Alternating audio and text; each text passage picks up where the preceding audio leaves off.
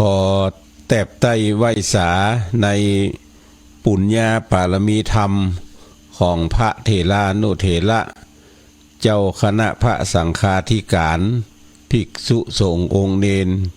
จุตนจุองค์ที่มีสมณะเมตตาหับฟังรายการอยู่ยังวัดยังวาขอความผาสุกในธรรมจุ่งมีแก่บรรดาพี่น้องศรัทธาตายกตาญิกาหนุ่มน้อยใจยิงทั้งหลายจุผู้นายคนที่เปิดเครื่องรับฟังอยู่ยังบ้านยังจองให้หน้าป่าตั้งอยู่ตัดหันตัดนี่เปิดเครื่องรับฟังอยู่จุผู้นายคนเสียงธรรมแสงอรุณในช่วงที่2ของวันนี้อาตมาภาพพระครูชลทานพิทักษ์หรือตุลุงแดงก็รับช่วงต่อจากท่านอาจารย์พระมหาสมชาติชาตปัญโยเพราะว่าใกล้การใกล้งานในช่วงเมื่อเจ้าพ่องเมื่อค่ำพ่องเมื่อมีโอกาสก็จะมานั่งนั่งจ๋ารายงานความคืบหน้าประชาสัมพันธ์งานที่เกี่ยวข้องฮือเฮาท่านทั้งหลายได้ยินได้ฟังแล้วนำไปประยุกต์ใช้กับชีวิตประจำวันของแต่ละท่าน ในวันนี้เป็นวันที่18เป็นวันที่18วันที่18นี้เดือนเก้าเหนือแฮม8ค่ำหลายวัดหลายวาก็จัดให้มีงาน ประเพณีส่งน้ำพระธาตุทะลัดทัดใกล้อาตมาภาพนี่ก็วัดพระนอนแม่โป่งหรือวัดแม่โป่ง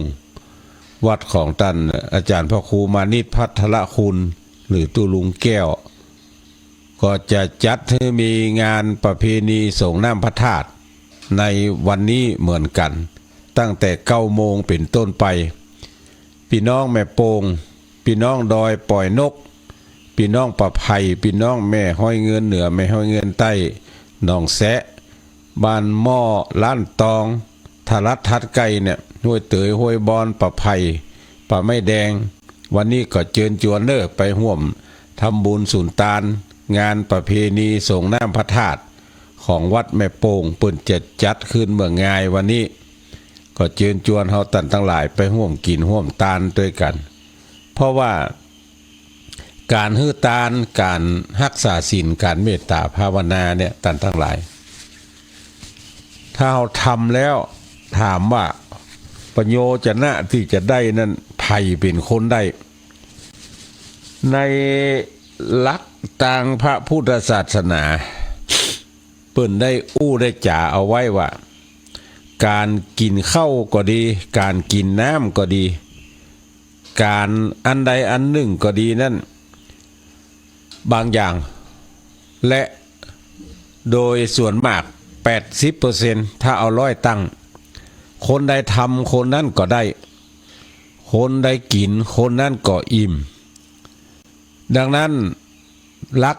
คำสอนทางพระพุทธศาสนานั้นก็จะนิยมให้เฮาท่านทั้งหลายทำตามคำสั่งสอนของบัณฑิตนักปราชญ์ทั้งหลายที่เปิ้นยึดถือปฏิบัติสืบกันมาว่าฮือตานรักษาศีลเมตตาภาวนานั้นเพราะว่าเฮาท่านทั้งหลายเนี่ยมันอยู่ได้บ่เหมือน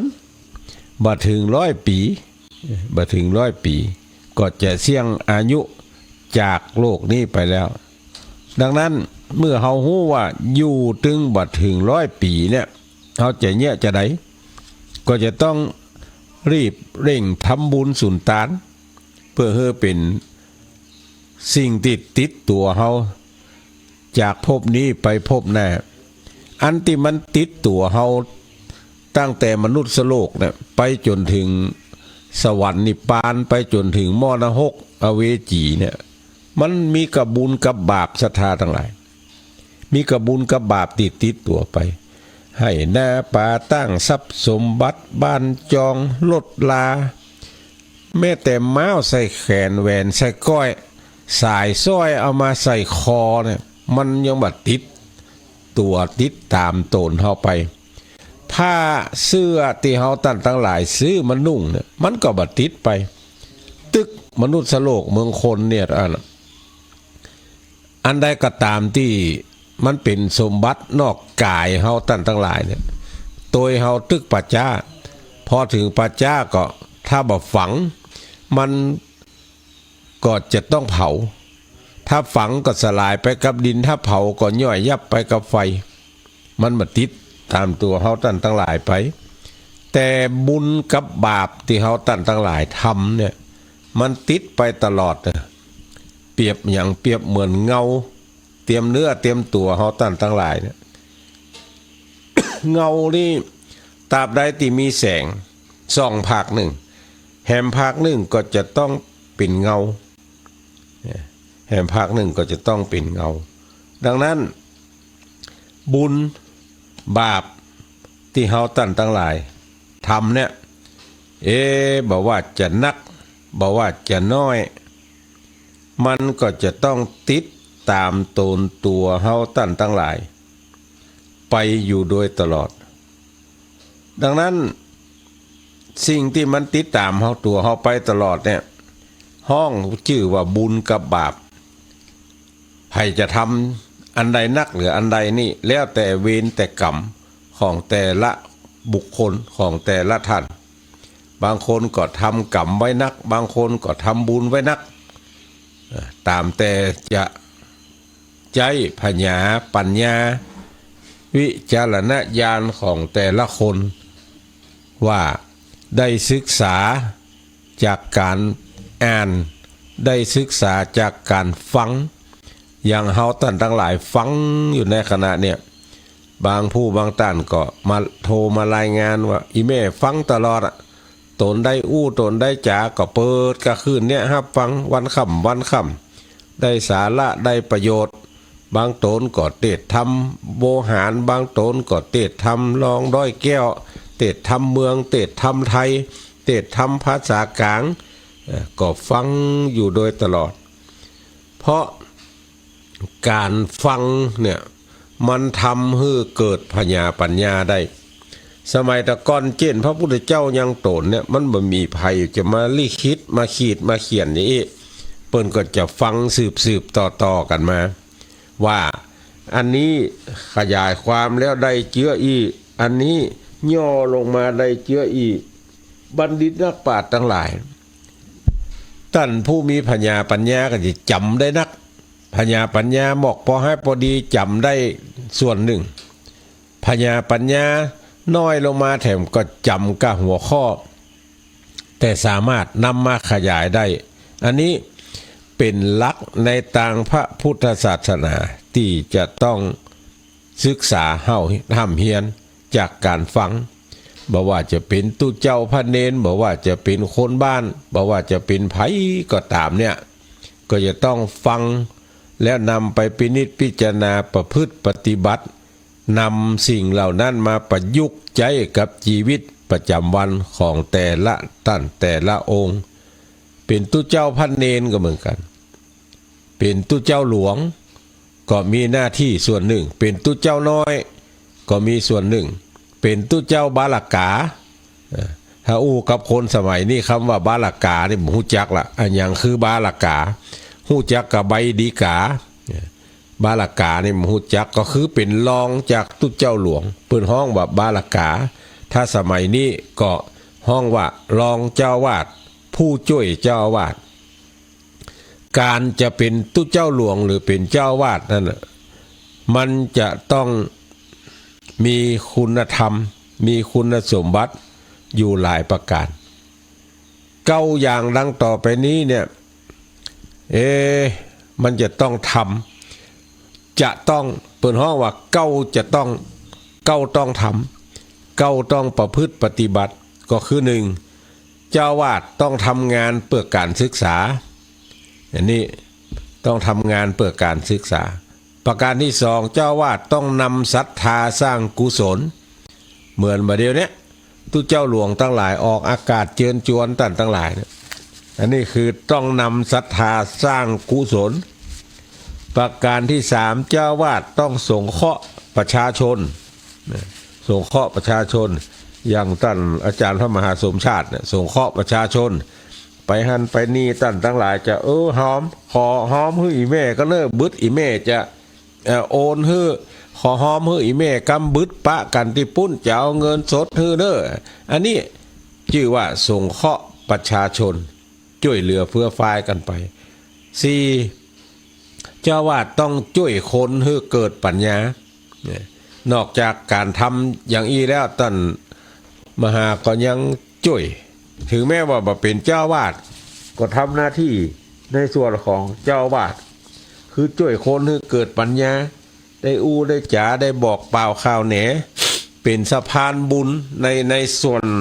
ต่างๆที่จะสร้างบุญกุศลเนี่ยอันนี้จะต้องช่วยคนให้เกิดปัญญาประการที่5เจ้าวาดต้องเป็นศูนย์วัฒนธรรมอันล้ำค่าวัฒนธรรมอันใดก็ตามที่มันเป็นประโยชนะแก่สังคมส่วนใหญ่เนี่ยก็จะต้องเป็นมรดกอันล้ำค่าของประชาชนต่อไปเพราะนั้นเจ้าวาดนี่จะต้องเป็นศูนย์วัฒนธรรมอันล้ำค่าและประการที่6เจ้าวาดต้องเชิดชูพระศาสนาในทางพระพุทธศาสนาเนี่ยต้องเชิดชูพระพุทธศาสนา7เจ้าวาดต้องอนุรักษ์และพัฒนาอนุรักษ์รักษาไว้พัฒนาให้มันดีขึ้น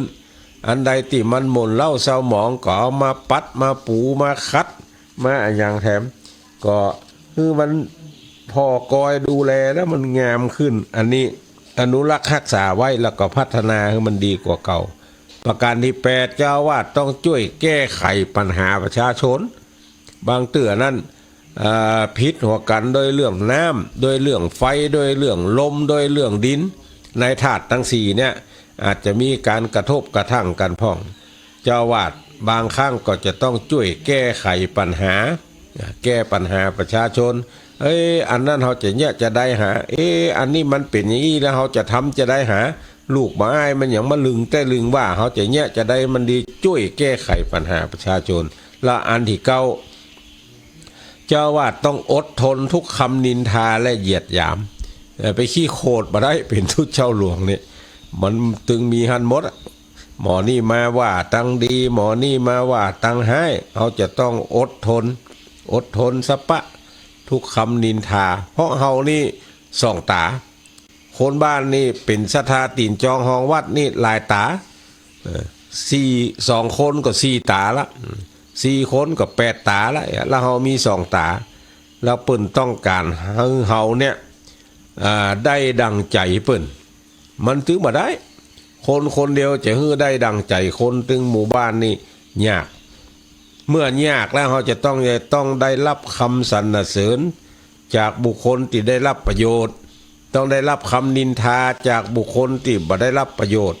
นั่นเปิ้นจึงฮื้ออดทนทุกคำนินทาโดยเฉพาะกรรมเหยียดหยามนี่นอกจาก9 อย่างเนี้ยที่จะต้องทำแล้วเนี่ยหลักสำคัญของการเป็นตู้เจ้าหลวงมันจะต้องหู้แห่ม4 อย่างหู้อย่าง4 อย่างนี้ก็มี1ปัทมังพุทธวจนังตุติยังโลกังตะติยังเวชกัมมังจะตุถังศีลปะกัง4 อย่างนี้เป็นภาษาบาลีแปลออกมาเป็นภาษาไทยก็แปลว่าปัทมังพุทธวจนังเนี่ยการเป็นเจ้าอาวาสจะต้องหู้หลักคำสอนของพระพุทธเจ้าหู้สูตรโยโกห้องหลักคำสอนของพระพุทธเจ้านั้นมีเจใดพ่องเปิ้นว่าไว้เจือใดเจ้าอาวาสจะต้องหู้ในส่วนนี้เป็นเบื้องต้นเลยจะต้องหู้เป็นข้อแรกการเป็นเจ้าอาวาสนี่ว่าพระพุทธเจ้ามีหลักคำสั่งสอนจะได้แล้วก็เฮาตั้งหลายนี่ฮือมันสูตรโยโกห้องทำวัดเจ้าทำวัดเย็นนี่เจ้าวาดจะต้องหู้ว่าเวลางานเฮือนใหม่จะต้องสวดจะได้เวลางานศพจะต้องสวดจะได้เวลางานทักษิณาจะต้องสวดจะได้เวลาอยู่กับ คนไทยจะต้องสวดจะใดอยู่กับคนเมืองจะต้องสวดจะใดอันนี้ต้องรู้สูตรโยโกห้องชื่อว่าปัทมังพุทธวจนังหูลักคำสอนของพระพุทธเจ้าอันที่สองนี่ก็สำคัญในสี่อย่างเนี่ยสำคัญปอๆกันหมดตุติยังโลกังความเป็นไปของโลกเนี่ยตันศรัทธาทั้งหลายเป็นตุเจ้าหลวงจะต้องหู้ตัวนี้เลยความเป็นไปของโลกประเดี๋ยวนี้บ้านเมืองเป็นจะได้เพราะท่านทั้งหลายก็จะต้องหู้เปิ่นกำลังเนี่ยให้ใส่นาอยู่แล้วเขาก็ปาเอาพระเนนไปลัดคณาเปิ่นก็ดีหรือว่าเปิ่นกำลังทำอันนั้นโน่นนั่นนี่อยู่เขาก็ชวนเปิ่นไปทำการอันใดอันหนึ่งติวัดติวานี่เปิ่นห้องว่าอันนี้บ่ฮู้จักโลกังความเปลี่ยนไปของโลกจะต้องฮู้ความเปลี่ยนไปของโลกว่าเวลาไหนควรจะทำอันใดเวลาไหนควรจะทำอันใดนี่เป็นลักที่เจ้าอาวาสจะต้องเห็นฮู้อันที่สามคือตติยังเวชกัมมังก็จะต้องฮู้เกี่ยวกับการรักษาหมอยาเจ็บต้องมาเจ็บแข้งปวดขามาก็จะต้องช่วยเยียวยาตั้งจิตตั้งใจโดยใจพุทธคุณของพระพุทธเจ้าบทที่ว่าโพชฌังโคพ่องบทที่ว่าสักกัดตัวพ่องหมู่นี้จะต้องเฮียนจะต้องหู้เจ็บแข้งปวดขามาก็มนน้ำหือกินโดยใจในสูตรโยโกห้องเนี่ยที่ว่าตะเกียว่าพุทธวจนังเนี่ยปฐมังพุทธวจนังบทใดสวดใดเขาอ่านแล้วแปลแล้วมันเกี่ยวข้องกับชีวิตประจำวันของเขาทั้งหลายเนี่ย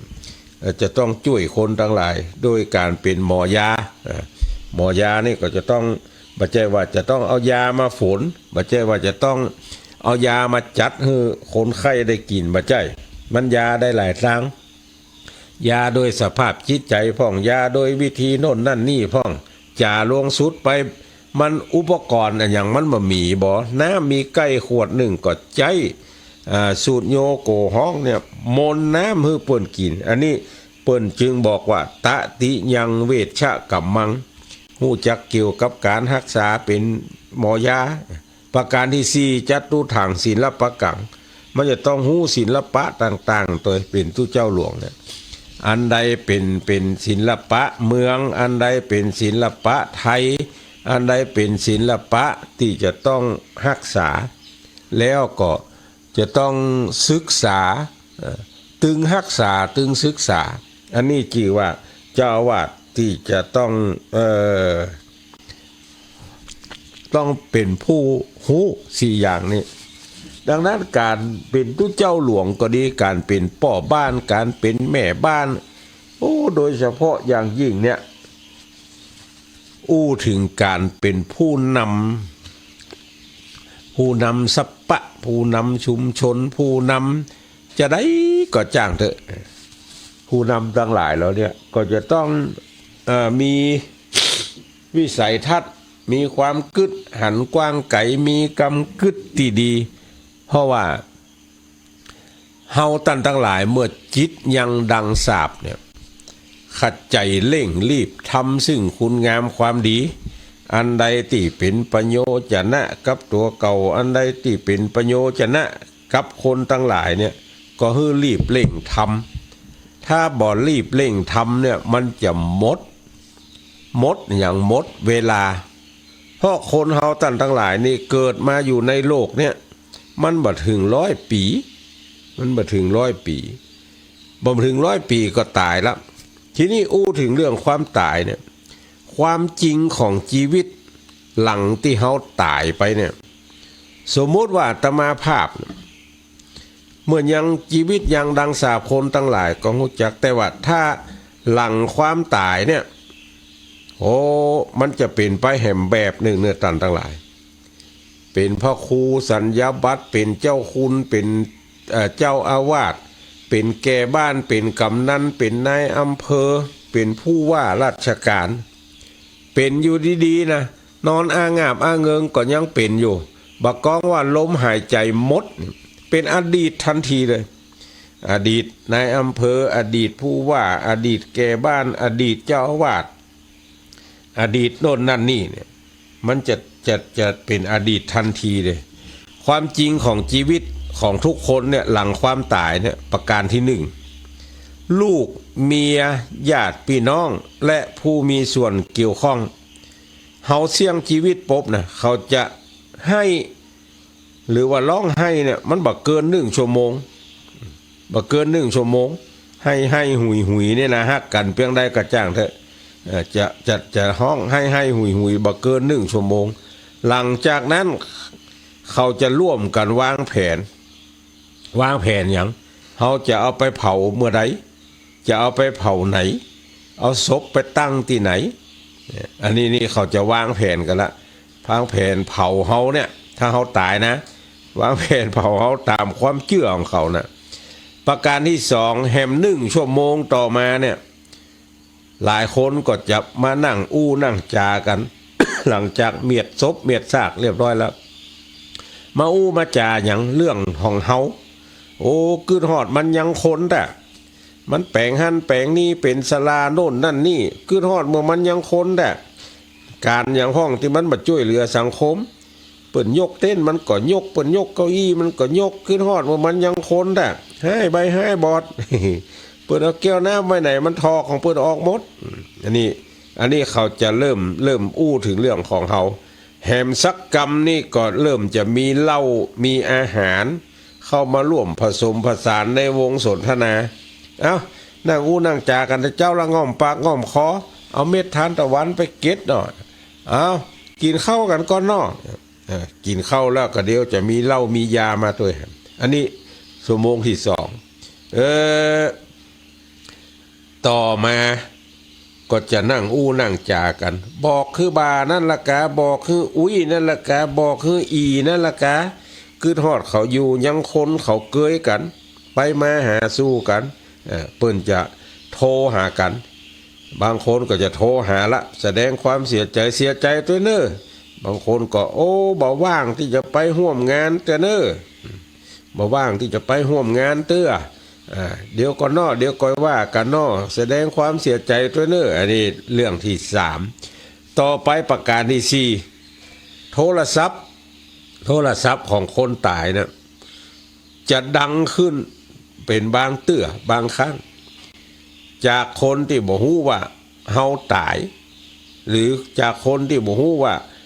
คนนั้นตายไปแล้วเปิ้นก็จะโทรหาประการที่5หลังจากเผาศพเฮาแล้วทุกคนก็ต้องแยกย้ายไปคนคนต่างบ่เหมือนบ่มีหยังเกิดขึ้นท่านทั้งหลายประการที่6หลังจากเผาศพเฮาแล้วลูกเต้าหลานเหลนที่เฮาเป็นห่วงนักเป็นห่วงหนานั่นก็แยกย้ายกันไปทำมาหากินต่อเพื่อดำรงชีวิตของตัวเก่าให้อยู่รอดเขาจะไปอยู่ตัวเฮาละไปคนต่างไปแย่ทำตามการละหลังจากที่เผาเรียบร้อยตานดูกเรียบร้อยประการที่7ที่ทำงานของคุณที่ทำงานของคนตายนี่นะก็จะฮับคนใหม่เข้ามาทำงานแทนคุณแทนตัวเก่าเฮาบ่มีเฮาเขาก็อยู่ได้บริษัทห้างร้านต่างหลายเดินก็จะเซาะคนมาแทนแล้วก็ประการที่8รถลาบนถนนร้านค้าก็ยังเปิดตามปกติแม้ว่าบ่มีเฮาเป็นลูกค้าแล้วเมื่อเฮายังคนนั้นแจ้งมาก็ไปซื้อของโน่นนั่นนี่ในร้านค้านั้นอยู่ตึงวันพอเฮาเสี่ยงชีวิตไปแล้วเฮาบ่ได้ไปละร้านค้านั้น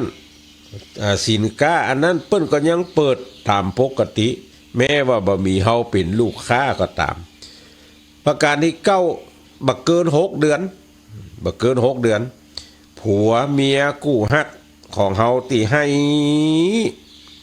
จนน้ำตาจะเป็นสายเลือดนะเขาก็จะยิ้มจะหัวเราะจะไข้หัวกับโลกโซเชียลได้เป็นปกติประการที่10ครบ100 วันละบ่หรือครบขวบปีเขาก็อาจจะจวนกันมาร่วมทำบุญระลึกถึงคนตายเหียพ่องแล้วจากนั้นเฮาซึ่งเป็นคนตายก็จะก้อยหายไปจากความทรงจำของทุกคนอันนี้แหละบริบทของ1 ชีวิตเฮาท่านทั้งหลายเนี่ยเกิดเป็นมนุษย์ครั้งเดียวต่ออัน จะไปคาดหวังว่าจะได้เกิดแหมกอมันบ่มีภัยฮับประกันได้แต่เกิดนี่ได้เกิดที่ว่านี่จะได้เกิดแถมคอก็คือว่าจะได้เกิดเป็นมนุษย์แถมกอแต่คนเฮาท่านทั้งหลายเนี่ยตายปุ๊บก็ถึงไปเกิดปั๊บแต่ว่าจะไปเกิดเป็นหยังตาอันน่ะไปเกิดเป็นเทวบุตรเทวดากะก็ถ้าทำบุญทำกุศลมานักนี่ก็ได้เกิดอยู่ได้เกิดเป็นเทวบุตรเทวดานะแต่ถ้าทำบุญกุศลมานักกรรมอันเก่ามันกำลังมาส่งผลกำลังจะฮื้อผลเนี่ยปุ๊บประจมฟูอยู่ด้วยกันพุ่นหมดอันนี้มันมีภัยฮับประกันได้นะนอกจากการสร้างบุญสร้างกุศลวัดวาอารามต่างๆมีการมีงานตีหั่นตีนี่เปิ้นมีการมีงานเนี่ยเอาก็ทำบุญทำกุศลในส่วนนั้นเพราะฉะนั้นอันใดที่มันตุกตึงกายตุกตึงใจเฮาก็สวะเหี่ยพ่องอันใดที่มันเป็นความสุขเฮาก็ทำเหี่ยพ่องเปิ่นจวนไปกินไปตานก็ไปเหี่ยพ่องเปิ่นจวนไปหั่นไปนี่ก็ไปพอไปก้อยเปิ้นเหี่ยพ่องเขาจะได้หู้ได้หันว่าโอ้ประเพณีการรอเตียนวาสาเนี่ยเปิ้นทำมา18 ปีเฮาเนี่ยบ่เคยขาดสักปีท่านผู้อำนวยการสถานีวิทยุคลื่นสีขาวจัดวัดใดจัดที่ใดใน18 ปีเนี่ยเฮาบ่เคยขาดสักปี17 ปีที่ผ่านมาเนี่ยเฮาหันมาหมดละวัดนั่นเนี่ยจะอันจัดสถานที่อย่างอันลับตานึกหาก็ได้อยู่เฮาลองมาพอปีนี้เราปีที่18เนี่ยว่าวัดแม่ห้องไข่เปิ้นจะจัดอย่างใดเพราะว่าสถานที่แต่ละแห่งนั้นมันบ่เหมือนกันบางที่ก็กว้างบางที่ก็กีดบางที่ศรัทธาเข้าใจตุเจ้าเข้าใจก็จะจัดสถานที่ไปแถมแบบหนึ่งบางที่เปิ้นเข้าใจบ่เข้าใจพ่องเปาะเอาบอกอีก็เปาะกำเดียวบ่ได้นะก็จัดไปแถมแบบหนึ่งอันนี้เพราะนั้นเมื่อมีโอกาสอย่างเงี้ยท่านทั้งหลายลองมาเอี่ยวมาแหวงพอเหรอเอี่ยวมาแหวงพอว่าเปิ้นทำจะได้เฮาจะเนี่ยจะได้เนี่ยเพราะว่าคนเฮาเกิดมาในโลกนี้นะท่านศรัทธาทั้งหลายมันมีภัยเก่งไว้เหียกูอย่างเก่งแค่ไหนบ่สำคัญเต้าทำได้แค่ไหนเก่งเสียงตึกแต่มันบ่สำคัญว่าทำได้แค่ไหนนะเพราะว่าในโลกเนี่ยภัยก็สามารถอู้ได้กูอย่างบัดใจว่าทุกคนที่จะลงมือทำจริงได้หลายคนก็พยายามอธิบายว่าเฮาเนี่ยเก่งอันนั้นก็ทำได้อันนี้ก็ทำได้แต่สุดท้ายเนี่ยกับเป็นคนที่บ่มีผลงานอย่างฮื้อจดจำสักอย่างบ่มีผลงานที่อย่างจดจำสักอย่างเนี่ย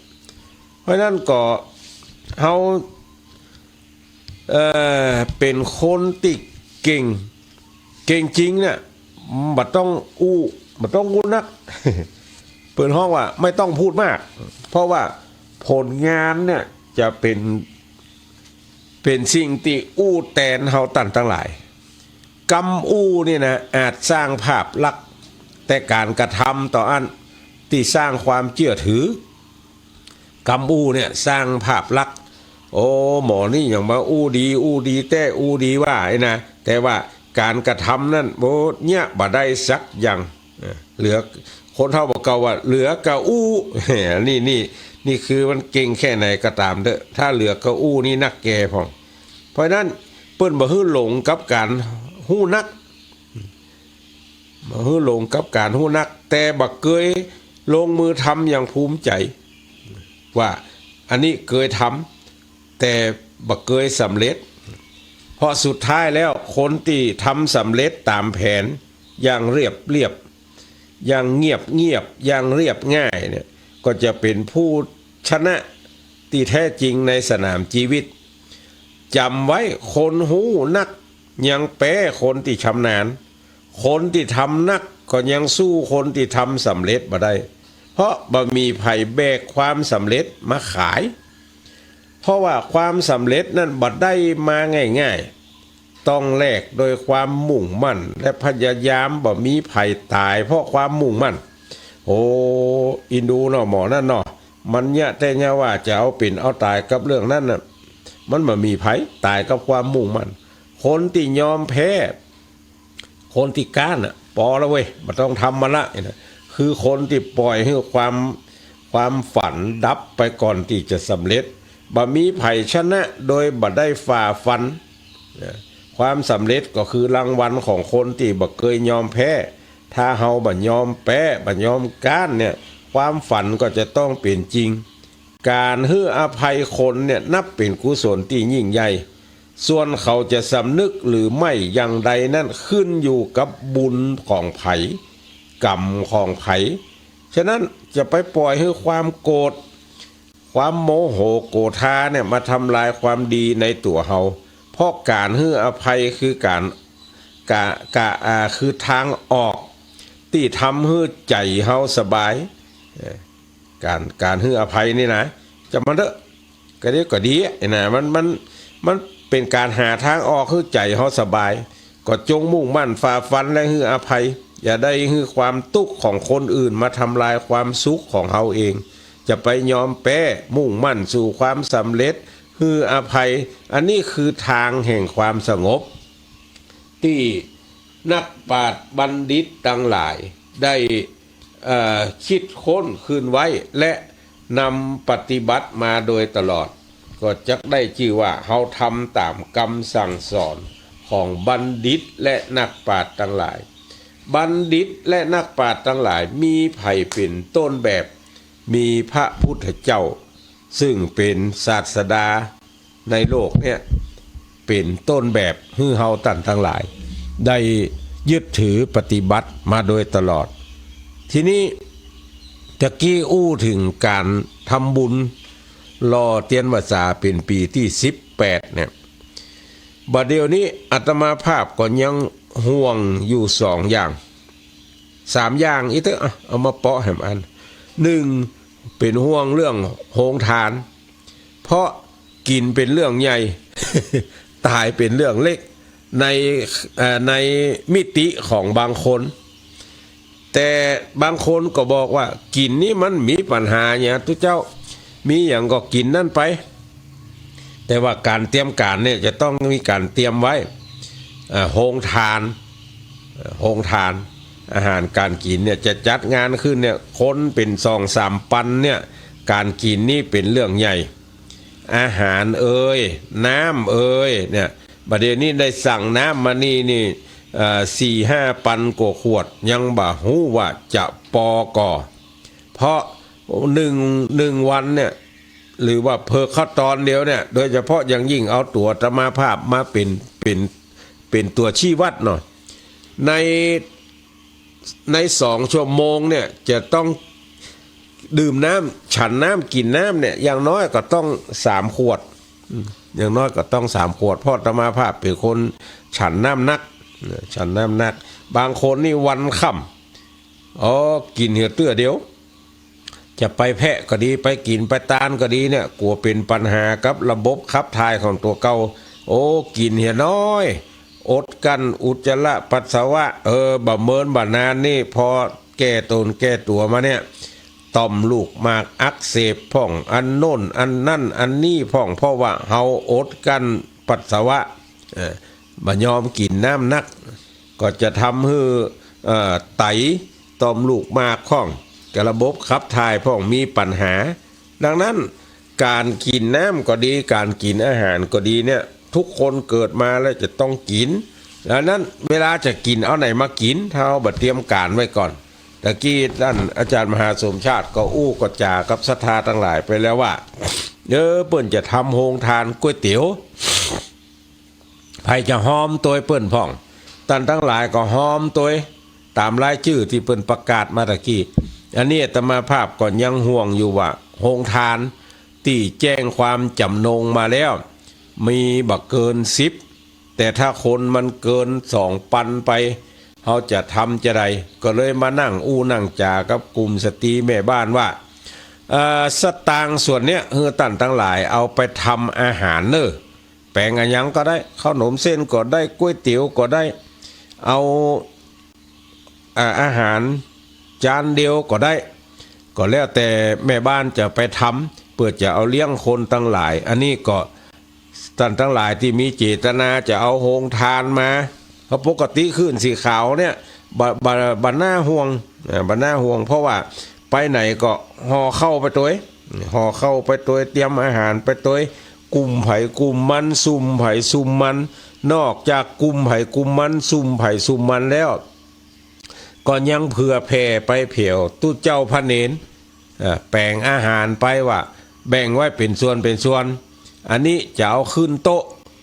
ถวายพระเจ้าพระสงฆ์อันนี้เฮาท่านทั้งหลายจะเอาไปกินอันนี้เป็นคาบเมื่อเจ้าอันนี้เมื่อไงเมื่อไงก็หมายถึงเมื่อตอนนั่นนะนี่เมื่อตอนอันนี้เมื่อค่ำตอนเฮาปิกมามันอยู่กลางตากลางตางบอกว่าจะไปเสาะว่าหากินตั้งใดร้านก็ปิดหมดละอยู่ระหว่างตางเฮาก็บ้านเฮาอยู่ไกลอันนี้จะไว้กินเมื่อยามแรงอันนี้คือการวางแผนล่วงหน้าตั้งหลายการวางแผนล่วงหน้าจัดเตรียมเอาไว้โต๊ะอาหารก็จะจัดไว้อยู่30โต๊ะถึงพระเจ้าพระสงฆ์สามเณรที่มาร่วมงานถึงที่ได้อาราธนานิมนต์มาถึงที่เปิ้นจะมาร่วมกินร่วมทานด้วยกันเพราะว่าเวลาขึ้นสีขาวจัดงานเนี่ยพระเจ้าพระสงฆ์เฮาท่านทั้งหลายก็ไปพระสุมจุ่มนุ่มกันนักหนาป้าป้านบางโตนมีงานในช่วงเจ้าก็มาช่วงบ่ายบางโตนมีงานช่วงบ่ายก็มาช่วงเจ้าฉันเข้าเสร็จแล้วก็บอกคือครูบาอาจารย์หมู่เดียวเซียวเปื้อนกันว่าโอ้บ่ได้อยู่โดยพิธีตานเตียนเนอมีกิจกรรมตีหั่นตีนี่เนออย่างอี้เป็นต้นดังนั้นโฮงทานเนี่ยเป็นแห่มปัจจัยหนึ่งที่อาตมาภาพยังกังวลอยู่แต่ก็บ่ได้กังวลอย่างนักหนาป้าป้านนะกังวลว่าถ้าคนหลายจะกินกันที่ไหนยังได้พ่องแล้วก็ที่กังวลนักก็คือถ้าคนมาหลายน้ำดื่มพ่องยังพ่องเนี่ยมันจะปอกอนะก็คือท่านทั้งหลายที่มีเจตนาใครจะเป็นเจ้าภาพน้ำจะเอามาคนเดียวก็ได้ให้ห้องเกิดมาก็ได้หรือจะบอกคือร้านขอน้ำไปส่งที่วัดไปห้องไข่กันเนอะต่ออันต่ออีแพ็คก็ได้แล้วแต่เจตนาของท่านทั้งหลายอันนี้คือโฮงทาน3อย่างที่จะอู้ในวันเนี้ยก็คือเรื่องโฮงทาน2เส้นทาง3ที่จอดรถอันนี้เป็นปัจจัยสำคัญในการที่จะอู้จะจาในวันนี้ก็อู้ถึงเรื่องโฮงทานไปละใครจะเป็นเจ้าภาพอันหนึ่งอันใดกาถ้ามีโอกาสก็แปลงกันมาเนอะสู่มาเถอะจามโดนพัดลมนักก็จามโดนเย็นนักก็จามเป็นคนที่มาเหมือนเปิ้นเป็นคนที่เหมือนเปิ้นแพ้อากาศแล้วก็อู้ถึงโฮงทานใครจะมาห่วมก็เจอเนอะเอามาได้มีตีมีอย่างฮือวางฮือตำมีโต๊ะฮือวางฮือตำประการที่2เรื่องเส้นทางในการมานี่เนี่ยถ้าท่านทั้งหลายอยู่ลำปางอยู่ละปูนสายใต้นี่นะมาตั้งสายใต้เนี่ยไผมาตั้งสายใต้นี่ถ้าจะฮื้อสะดวกและง่ายที่สุดเข้ามาเวยที่สุดเนี่ยอู้ถึงสายใต้เนอะตั้งสารปีห่างดงนี่ไปนะล่องไปพวกแถวอมก๋อยดอยเต่าตั้งพวกละล่องไปติ๊กละปูนลำปางสายใต้นี่ฮื้อมาถึงที่ดอนจันท่านทั้งหลายก็ตั้ง GPS ไว้เลยว่าน้ำพุร้อนสันกำแพงมาทางน้ำพุร้อนสันกำแพงเนี่ย1หนทางกว้าง2ง่ายและสะดวกที่สุดเพราะอย่างถึงแนะนำมือมาทางนี้ เพราะมันใกล้วัดมันใกล้ระหว่างน้ำพุร้อนสันกำแพงกับวัดของอาตมาภาพเนี่ยอยู่ห่างกัน2กิโลเกิงอยู่ห่างกัน2กิโลเกิงหลายท่านก็อาจจะคิดว่าโหดอยสะเก็ดมันไปติดอย่างกับน้ำพุร้อนสันกำแพง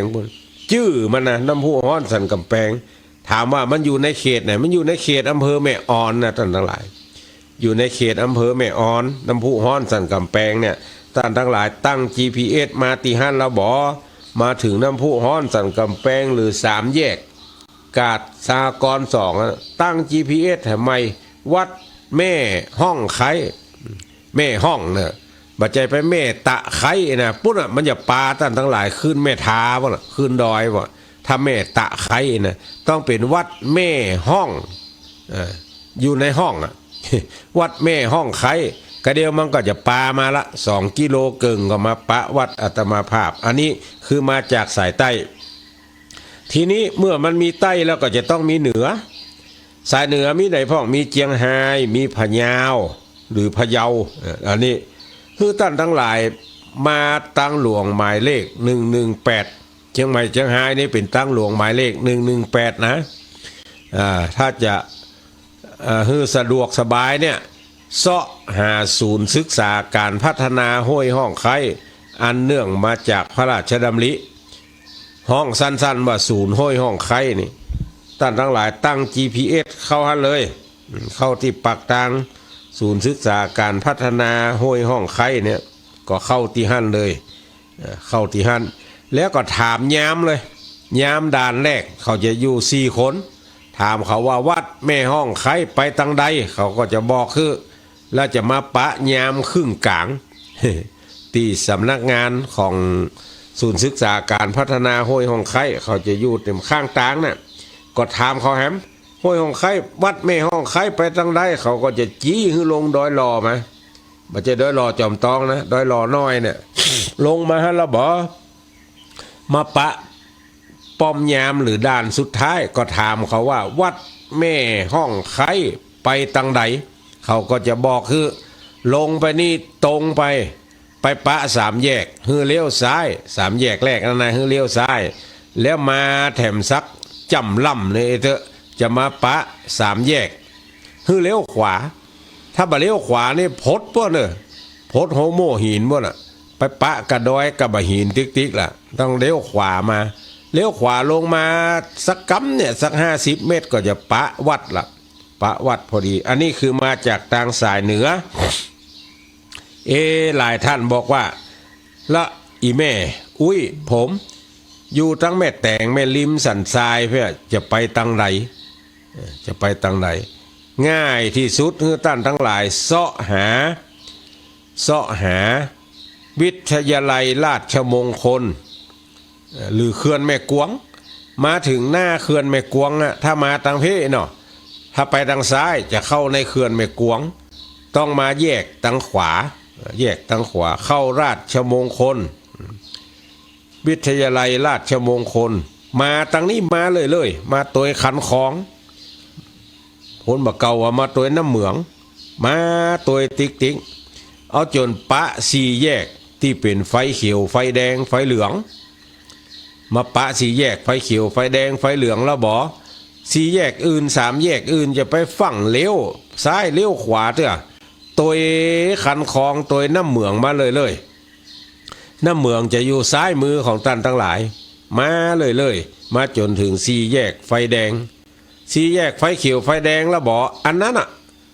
เลี้ยวซ้ายเลยตัดหัวคอสะพานนะเลี้ยวซ้ายเข้ามามาถึงแห่มประมาณสักกิโลเกิงนี่ปากทางเข้าวัดจะมีทางซ้ายมือตั้นทั้งหลายแถมรอบหนึ่งก็เข้ามาสัก500 เมตรก็จะปะวัดละลงดอยมาอันนี้คือเส้นทางที่จะมาเส้นทางอย่างที่3คือที่จอดรถเพื่อเอาคนมาลงติวัดก่อนเนอะโชเฟอร์ศรัทธาอีพ่ออีแม่ก็บอกคือคนขับก่อนว่าเอาเขาไปลงติวัดก่อนมาลงติวัดนี่คือขนครัวลงเสี่ยงอันใดเป็นข้าวตอนอันใดเป็นขี้ผึ้งอย่ามาร่วมรอตัวเปิ้นถึงขี้ผึ้งนี่บัดเดี๋ยวนี้ก็ยังต้องการอยู่เนอะท่านทั้งหลายที่ส่งมาก่อนแล้วอาตมาภาพกับทีมงานเนี่ยแปลงเป็นก้อนเป็นคอปเป็นแผ่นเอาไว้ละเพื่อจะให้ท่านทั้งหลายปูจาแต่ขี้ผึ้งที่ต้องการบัดเดี๋ยวนี้ก็คือจะเอามาต้มให้มันเป็นน้ำแล้วจะเอาขี้ผึ้งที่ท่านทั้งหลายปูจานะเอาลงศูนย์ท่านแล้วก็จะตักไปรอเตียนบัดเดี๋ยวนี้ใจของหลวงปู่ดอยหรือตุลุงดอยเนี่ย ตุลุงกับทีมงานได้มีสมณะเมตตาเอาเบ้าหล่อเตียนเนี่ยจำนวน20ต้นมาตั้งไว้แล้วก็เมตตาธรรมของอาจารย์พระครูสังวรศิลาภิลักษ์ได้เมตตาแถม15ต้นเพราะนั้น25ต้นเนี่ยจะเปิดโอกาสให้ท่านทั้งหลายได้รอ 2-3 ปีก่อนนั้นบางเตื้อก็รอ9ต้นบางเตื้อก็รอ10ปลายบางเตื้อก็รอ20อันนี้ว่ากันไปตามแบบตามปีมที่มา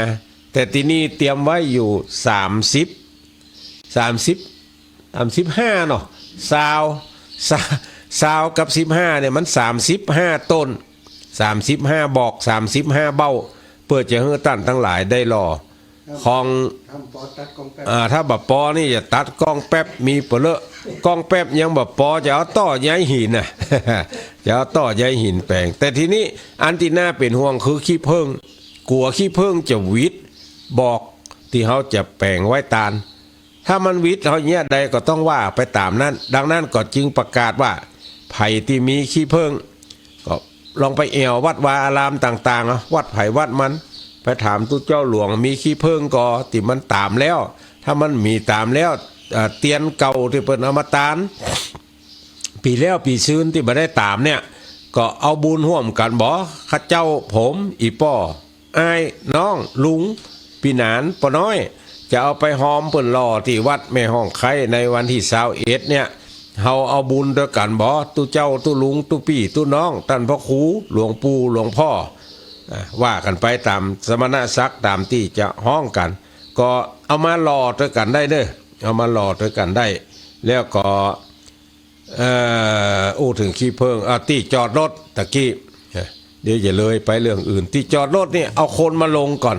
แล้วให้ท่านทั้งหลายเอารถไปจอดสนามกีฬาถามว่าสนามกีฬามีไหนตุลุงปุ๊บปากทางติดท่านทั้งหลายเลี้ยวซ้ายเข้ามานะไป500 เมตรเนี่ยเอารถไปจอดติปุ้นที่สนามกีฬาที่ในปัจจาที่ลานจอดมีตังนอกปุ้นเฮามาก่อนเขาจะจอดตามหิมวัดนั่นได้ก่อนได้มีตีบ้านตีจองของศรัทธาทั้งหลายเนี่ยเข้าไปจอดได้เลยบ้านหลังใดก็ได้บ้านหลังใดก็ได้เฮาบ่จอดในบ้านนะกลัวเอาขยะเอาขี้เหงื่อกลัวผู้โดยสารเอาไปขว้างบ้านเปิดเฮ้ยเต็มหิมวัดนั่นมีก็มีตีร้านก็ซักนี่ร้านก็ซักน้อยหน้าวัดนี่ก็ลงไปได้อยู่บ่ถ้ากลัวขำถ้าขำจะแม่โคมาลากมาจักก็เข้าไปจอดได้อยู่ก็ตามอัธยาศัยของท่านทั้งหลายเนอะติจอดรถอนุโมทนากับแม่ปวลีอินสุวรรณเปิ่นส่งมาในไลน์นี่กราบไหว้สาฟังอยู่เนอะฟังอยู่หลายท่านก็ฟังอยู่ก็เหลือเวลาแถม8 นาทีจะเปิดโอกาสให้ท่านทั้งหลายได้โทรมาถามโทรมาโทรมาจ่ากับอาตมาภาพได้โทรมาว่าวันศุกร์เสียงไปยังเฮ้ยวันนี้เสียงไปแหมยังเฮ้ยนะเพราะมันใจเครื่องคนละตัววันศุกร์นี่จะเอาโทรศัพท์ของอาตมาภาพนี่ตั้งบนโต๊ะแล้วก็ว่าไปเลยแต่ตะคืนแล้วตะคืนก่อนวันนี้ตะคืนแล้วไปตะวาแถมแม่เจ้านี่แถมก็อาศัยเครื่องของท่านอาจารย์มหาสมชาติชาตปัญโยมาออกอากาศก็0817964608ตะคืนเขียนน้ำสกุลปี้เครือวันพิษถามเปิ้นว่าขาวสวยขาวลายขาวแดงบัดใจตัวเก่ามาอ่านพอตะกี้มันเป็นเดชวงยาพี่เครือวันเดชวงยาขอสุมาอภัยตัวเนอะเปิ้นก็ตักมาในไลน์ว่าอันยังคือขาวอันยังก็เลยบอกว่าก็มาขาวแดงก็ขาวร้ายขาวสวยขาวอย่างมันเนี่ยจริงๆแล้วมันแบบใจมันเป็นเดชวงยาเขียนรวดไปหอมกันแต่ว่าก็อนุโมทนาเนอะพี่น้องบ้านหนองแฝกให้หอมกันมาแต่ว่าเนาะก็ได้ได้จ่ากับท่านทั้งหลายก็จะเปิดโอกาสให้ท่านทั้งหลายได้โทรมามาจ่าพ่องนอ0817964608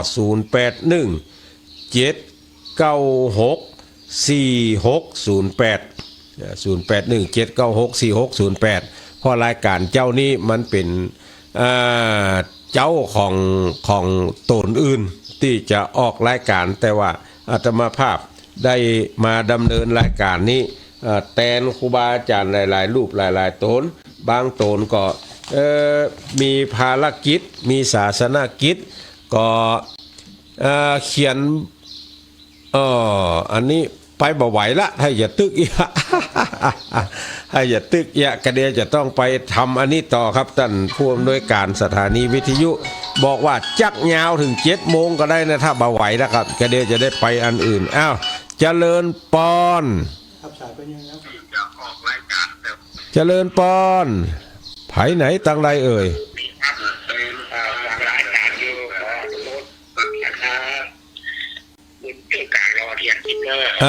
อนุโมทนาเนออนุโมทนาเนอเจริญปอนเจริญปอน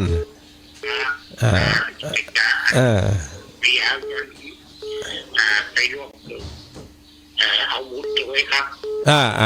เจนเนอเจนเนอไปมาได้ก็จะต้องใจพัดใจครับอันนี้โทรมาจากลำปางจากลำปางเจริญปอนน้ออนุโมทนาชัดเจนของทางพระครูก็หลวงพ่อเขาเขียนชัดเจนดีขออนุโมทนาอนุโมทนาอนุโมทนาอ้าวเดี๋ยวใกล้จะวัดเชียงใหม่ใจอยู่พูดอ่ะไอ้ตัวไฟมาได้เป็นยังครับใจเต็มร้อยใจได้บุญอนุโมทนาเน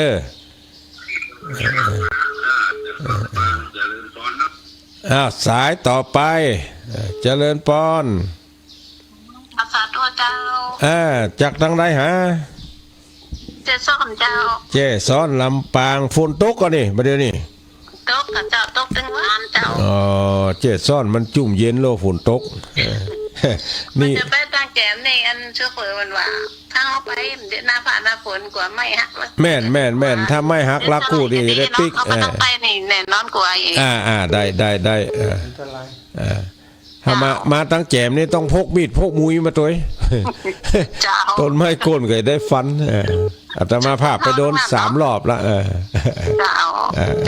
อนุโมทนาเนอสายต่อไปเจริญปอนจากตั้งใดหาไอ้นวลปางกับแป้งหินแม่อุ้ยนวลจะลงมากันนี่มากะแม่จะต้องถามพอตู้ลุงหันเซียนส่วนมาแม่ไปเที่ยวหงทุกคนหันมีแต่นั่นเพิ่ลองถามพอวันนั้นเพิ่นก็ถวายเขามา6-7 ต้นนะมันไปละกันถวายมาละกรรมละเพิ่นถวายมาละกรรมต้องมีจ้ามาแม่เขาไปเที่ยวทุกคนหันก็ถ้าจะมีก็มีศาลาตั้งลุ่มวันนั้นเปิ้นว่ามีลุ่มเปิ้นเราอันบนนั่นฮือก็ถ้าบ่เอาไปเนาะถ้าบ่เอาไปก็ลองถามพอถ้ามีก็มาถ้ามีก็เป็นหยังเจ้าเพิ่นจะได้ไปก็หาถ้าจะมาอยู่พออู้กันวันนั้นละกรรมละ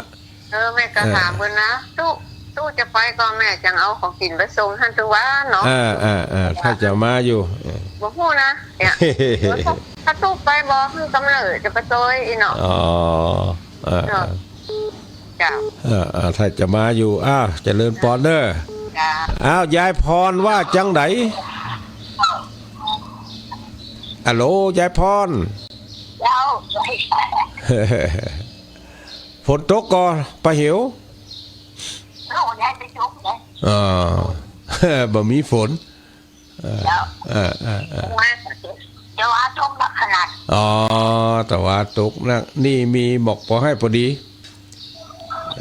ว่าตกหนักโอ้ตกหนักวันนั้นมันเป็นโจรแม่น้อยหรอตู้เหรอแม่น้อยถ้ามีคนขับรถขึ้นไปจะไปห้อง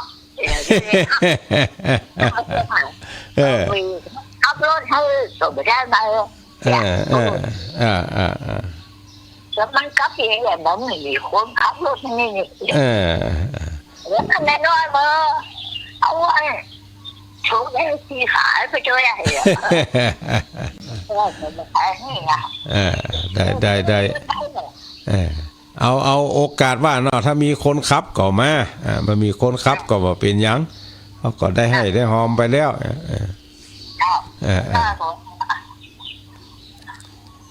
ตามสบายอนุโมทนาเนอะท่านทั้งหลายประเดี๋ยวนี้อาจารย์มหาสมชาติว่าอันฮับยาวๆไปน้อยก็ได้เรื่องฮับโทรศัพท์ก็ได้จะมาฮับช่วงต่อกำลังปฏิบัติภารกิจเพราะว่าตุเจ้าพระนักจัดรายการนี่นะท่านทั้งหลายบ่ใช่ว่าจะมีเวลาเหมือนกันหมดนะก็หมายถึงว่าบ่ใช่ว่ามีเวลาที่จะมานั่งจัดรายการอย่างเดียวนะมันมีงานอื่นที่จะต้องทำต้องนี้ต้องโน่นนั่นนี่อยู่พอสมควรดังนั้นก็บางเตื้อก็แตนกันได้บางเตื้อก็แตนกันมาได้อย่างของอาตมาภาพนี่กี้อาจารย์มหาเขียนว่ายาวไปเลยถึง7 โมงก็ได้เนอะผอสถานีวิทยุอนุญาตได้นะมันไปบ่ได้เพราะว่าต้องตึกแถวสักกรรมเนี่ยก็เดี๋ยวจะต้องไปเช็คหน้างานว่าที่ทำแต่ว่าอันอย่างพ่องที่ทำไปแล้วมันค้างมันอย่างแหมพ่องที่จะต้องทำเพราะอยู่บ่หลายเนาะทุกเจ้ามี3 ตนได้ตนหนึ่งก็อยู่เมืองนอกอยู่เยอรมันท่านมหาสังวร